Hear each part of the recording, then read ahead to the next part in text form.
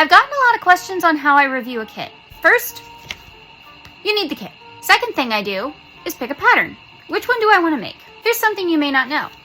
The patterns that they make the yarn for, these are the patterns that are checked better than the other patterns in the book, which means I am not going to make the ones that they give me the yarn for, because that may actually not be a fair representation of the kit.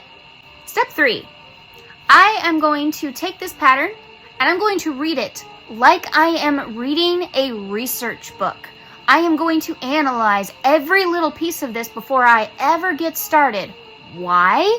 Because I don't want to be caught off guard. Even in my own patterns, I tell you guys, read the whole pattern before you ever pick up that hook.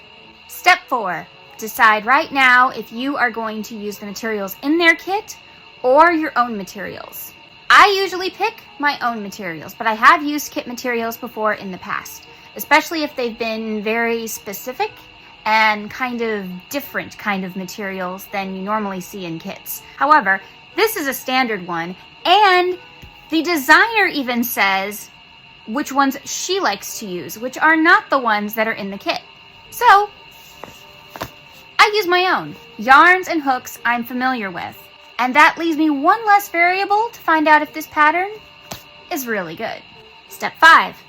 As I'm going through the pattern and working it up, I take notes on everything. So that way I can tell y'all and I don't forget things, because some patterns are kind of long and you're not going to remember every single little bump in the road that you ran into. So you need a way of keeping track. One of the things I would recommend is a little notebook. Step 6. Always, and I do mean always, try to find something positive you can say about a kit, even if it's complete garbage. Too many times I see exceedingly negative reviews about crochet kits. And yeah, some of them are easier than others, and some of them should not be marked as beginners. But always try to find something positive you can say about it. Why did you buy it in the first place? If your review is entirely negative, possibly it's justified, but also you're not going to get as many views because nobody wants to watch you sit there and hate on something. And step 7, probably one of the most important, only review your own opinion. It doesn't matter if you're getting paid by a company, if your subscribers picked it, if your members picked it, it doesn't matter. Don't allow any outside influences. Your followers are there for a reason. They trust you. Don't betray their trust.